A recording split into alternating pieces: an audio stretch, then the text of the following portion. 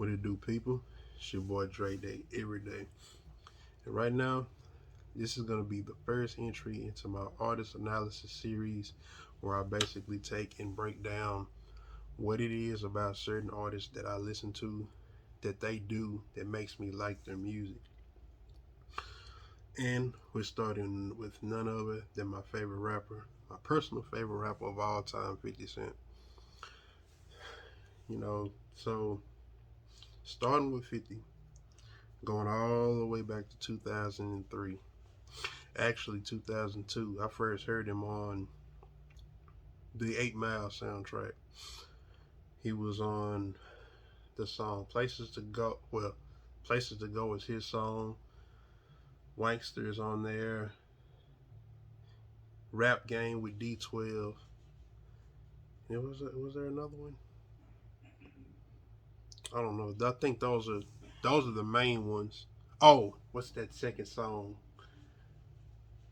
Love Me, because that was kind of like my introduction verse to him. He was on the song with Eminem and Obi Trice, and in that song "Love Me," it's a bit reminiscent of his verse on his song "How to Rob." The way he comes in, he's kind of talking reckless about people in the industry and using names, and it was like when I first heard him, I'm like, who's this guy think he is?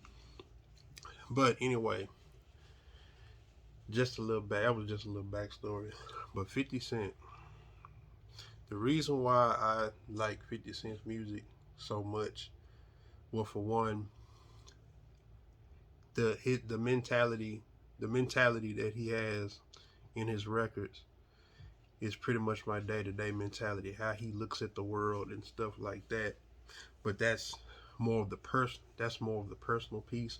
But his actual songwriting arrangement, um, his music formula, that's what, for me, that's what does it the most. The way he writes his hooks, the way he structures his songs. His songs aren't his songs aren't that simple formula of verse chorus verse chorus verse chorus. He may have one song that starts with a bridge, then goes into a verse, then a hook, then goes into another chorus, or he might come with a song where he starts with the verse, then he hits you with a bridge, then come with another verse, then hit you with a hook, or he might come in with a song and then just hit you with a verse, a chorus, a verse, and then put the bridge at the end. So like his arrangement, he has the songwriting tendencies of an R&B singer. The way his music is very well. His earlier music, because as he's matured in his music, now he's more with like the power intro, the BMF intro. It's more it's more simple verse chorus, but he's not really 100% focused on music at this point. But 50 Cent in his prime, and I feel like the pinnacle of 50 Cent's prime is from year 2008 to 2012. And also, his mixtape work is stronger than his commercial releases.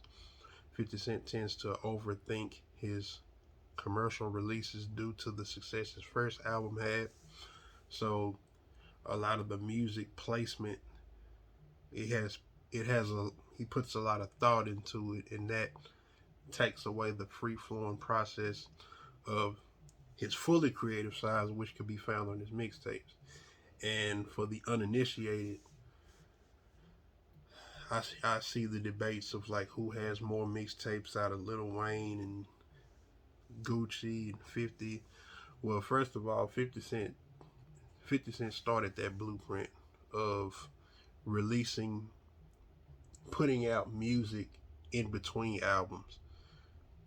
And his format with the mixtape was basically, well, what's commonplace now, where you make an actual song, because mixtape formats used to be more play around things. That's more in the Houston culture with the I Done Came Down flows, where they just kind of dropped a freestyle. It would be long verses over beats. But 50 Cent's brand of mixtape was actually taking beats, putting verses, hooks, recreating songs, taking songs and turning them into different songs and whatnot, and then pretty much structuring a whole album format in a mix over other people's music, which would at that point was called bootleg music, because it's like the beat's not original. You go back into my how I became a hip hop head. I touched on the actual process of what it took to be a rapper, from the recording to finding a producer, where to record, and his whole his whole thing was taking beats that weren't his and just turning them into songs, because the whole process of when he ended up on Columbia, and then when he got shot and got dropped, he lost the access to the track masters, and so he was thinking, "Damn, I'm not finna give this up." So he took beats and recreated songs and put out mixtapes, and then put those on the street. And off the top of my head, I know that there's like 30 entries in the G Unit radio series alone. Then you have, around the time Get Rich or Die Trying hit in 2003, he had the mixtape that I actually preferred over Get Rich or Die Trying, and this was released in Best Buy as a physical copy, I believe the week before Get Rich it came out. And his buzz, what I had heard from him on the 8 Mile soundtrack, and then I think In the Club was already spinning, and I was like, okay, let me see what's going on here. I saw that Guess Who's Back mixtape. I bought it and I was listening to it, and I really got into that. And then when Get Rich or Die Trying hit, Get Rich or Die Trying was hard. But when I would have conversations, I'd be like, Get Rich or Die Trying is nice, but that Guess Who's Back, that's ultimately that was my choice. So kind of like from that point, 50 already kind of had me sold on his mixtape over album format. My personal favorite album of 50 Cent is The Massacre. I feels like it is a more grandiose than Get Rich. I feel like Get Rich is it's a more commercially accessible album. It sounds good, but it's more like an introduction. But I feel there are pieces on The Massacre, things like Baltimore Love Thing, Position of Power, which sounds like more of his traditional underground sound is on the Massacre versus Get Rich. As a matter of fact, to be completely honest, Get Rich or Die Trying is an album that Dr. Dre picked out. I also tell people that when you listen to Get Rich or Die Trying, the production, it fits kind of it fits in the whole, when Dr. Dre works with an artist, well, because Dr. Dre has two formats, because Eminem and Kendrick Lamar, they have their format. But when if you take the Chronic, you take Snoop Dogg's Doggy Style, and you take Tupac's All Eyes on Me, 50 Cent's Get Rich or Die Trying, where Dre was heavily involved, you can put all those songs in a playlist and they all sound good together, because they're like, Dre has a particular sound bed that he helps rappers pick out when he first gets a hold to them. And when you compare it to the rest of their work, it doesn't sound like that. Look at Doggy Style up against the rest of Snoop Dogg's work. Look at All Eyes on Me up against the rest of Tupac's work. Look at Get Rich or Die Trying up against the rest of 50 Cent's work. So that's my stance on that.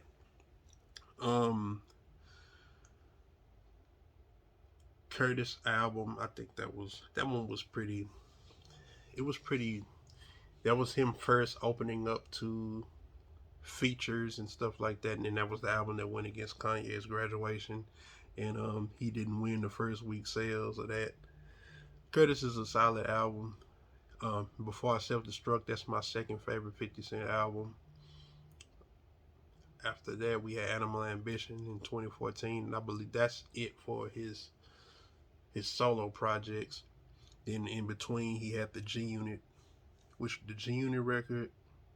What's the first one? Beg for Mercy. The second one is Terminate on Sight. Then the G Unit broke up at some point, and then it came with the in 2014 The Beauty of Independence and The Beast of the Unit in 2015. I like The Beauty of Independence the best. It's like a little EP. I think 7 or 8 songs. But when you listen to 50 Cent, his I think the strength of his songwriting shines when he's in features. So like when he's with G Unit and Banks and Buck and Yayo can do the verses and he can do the hook and he can drop the hook or the bridge. He can really kind of shine when he has his team or people he's working with. So, and 50 Cent also, the strength of his verses are usually that first verse. That's usually going to be the strongest 50 Cent verse on a song. I've heard him do an interview talking about how the first verse is very important because you have to grab the listener's ear and hold their attention. And I've just kind of noticed that listening to 50, it's like, man, his first verse is usually the hardest verse. And at the time, also, when you go back to the window, the 2000s, if you go back to the 90s coming into the 2000s, traditional rap songs were that 4 and 5 minute mark. And 50 Cent, with his formula, he was stripping away the third verse and then kind of doing a different songwritings. A lot of 50 Cent songs were 3 minutes long. This was unique to the industry at the time. These days you have rappers making. These days you might have a rapper that's got a song that's 1 minute and 45 seconds. And it's like it might be a verse and a hook, but that right there is almost like, if you want to call it a evolution of 50 Cent's what he introduced as far as like trimming down music. Take it whether you feel like that's for better or for worse. That could be completely up to you. I actually thought that was great based on his content, because 50 Cent's not like a super. He's not like a super detailed lyricist. He's really like he's like a jack of all trades artist. For the most part, he's just gonna rap, and he's rooted in storytelling. He brings his bars out when he's rapping with a lyricist. That's another thing to check for. You listen to 50 Cent and you see him on tracks with featuring, say, Styles P, Eminem, Kendrick Lamar. He tends to have more lyrically layered verses when he raps next to those verses. If he does a track with, say, just another artist like a Moneybagg Yo, or if he does something with who else? What is that? Got the record 2 Chainz and T.I. Petty. He has what is that? Tooted and Booted with YG. Another thing about 50 Cent sound, like his grandmother is from South Carolina, and so that southern drawl that he kind of has, I guess he picked this up from his grandmother, because he doesn't sound like a traditional New York artist. And that's ultimately another thing that I like. He's not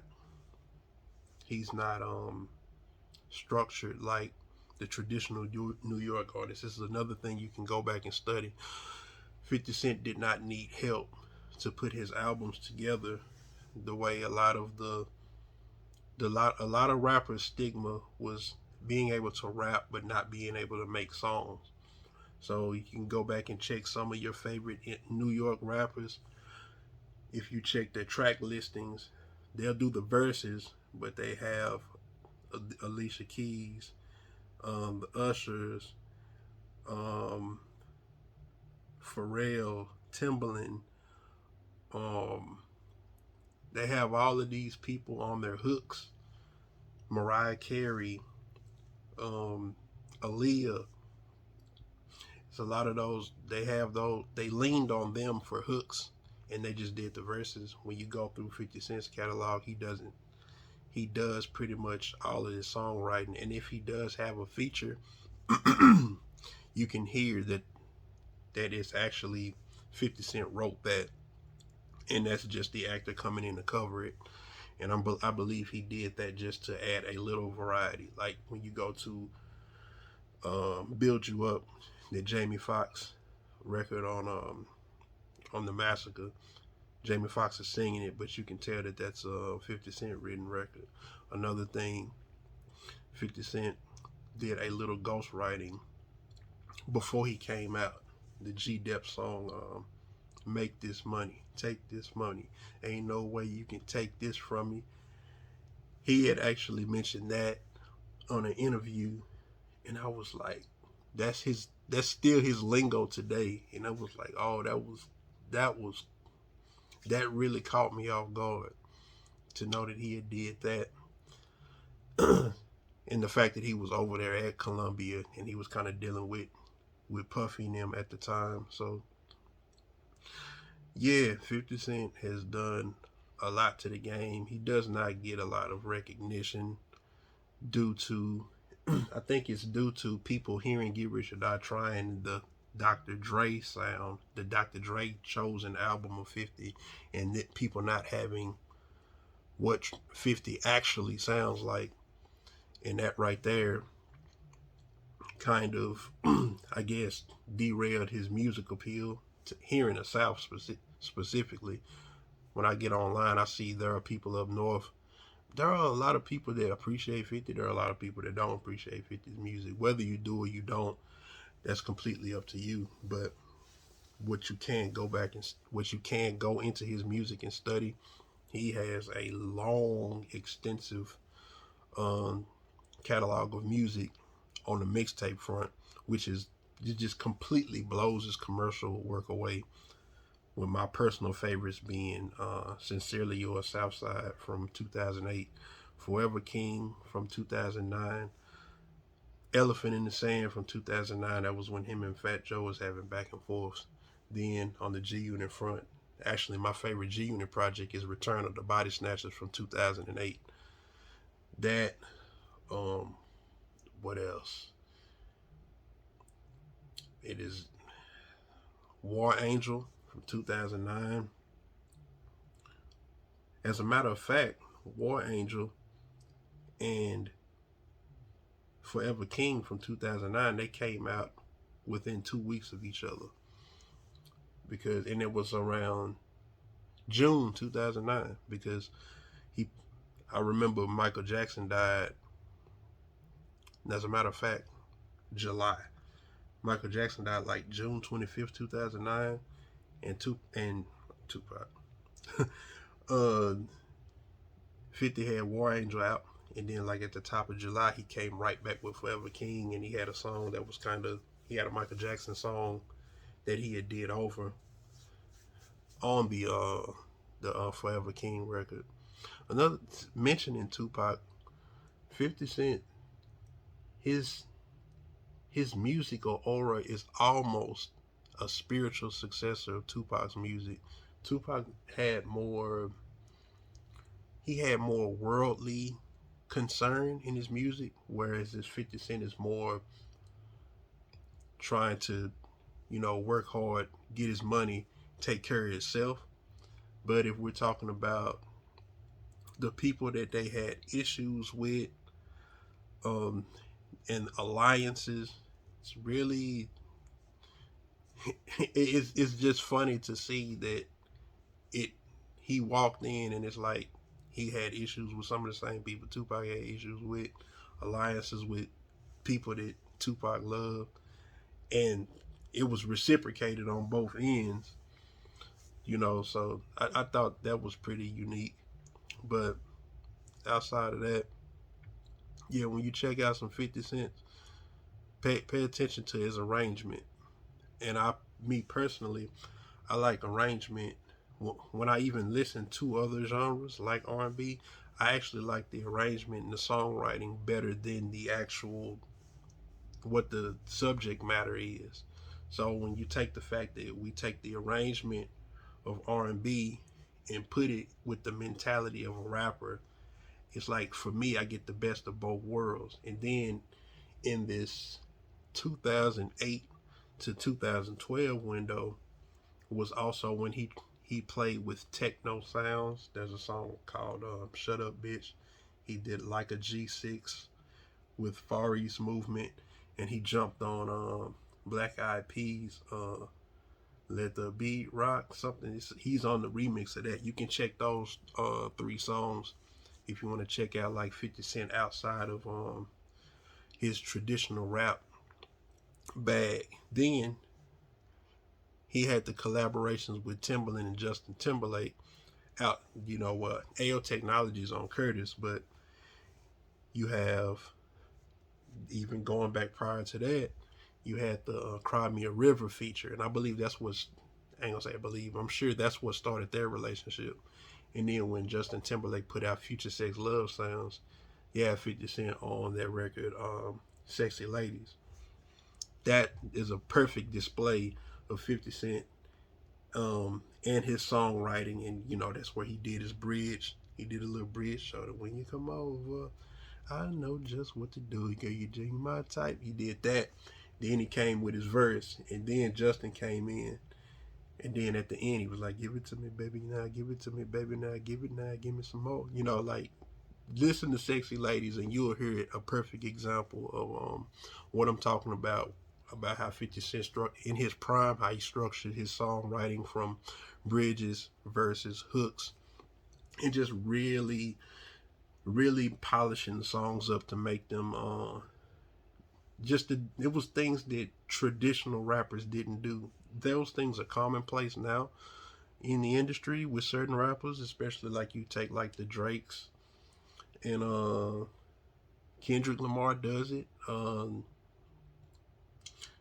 This J. Cole does a little something with it, but 50 Cent kind of spearheaded that, and that's what makes him not so traditional. But yeah, I hear a lot of people say 50 Cent's not top 10 in New York. Like, to me, that sounds asinine because the rappers that are in the top 10 in New York cannot do what 50 Cent does with a track, whether it comes to making an original track, whether it comes to recreating a track. He's also the king of the remix, if you ask me. If you listen to Forever King and Sincerely Yours Southside, you can hear how he can take a classic record, leave the record intact to where you can still feel like you're listening to the record and place a verse to where it does not kill the vibe of the song, because I know we all can relate to a rapper who samples a record and they completely destroy it. 50 Cent knows how to leave records intact that he jumps on and make them sound a little bit more modern. So it's like it's something you can ride to, but you still get the feel of how it feels to listen to the original song. Like 50 Cent is a musical genius. He doesn't get the respect for it. Right now he's killing TV and whatnot, but 50 Cent, he deserves more respect for the music that he has put out. But a lot of it is underground, so you'd have to do your due diligence to go and find that out yourself. But that's ultimately why 50 Cent is my personal favorite rapper of all time. Hope you can take these little things I told you, go back, revisit some 50, and then you can possibly hear it. May not make you like it anymore. I'm not here for that, but that was just me telling you what 50 Cent does, why he's my personal favorite rapper, and why he's better than a lot of rappers that he doesn't get the credit for. Alright, peace.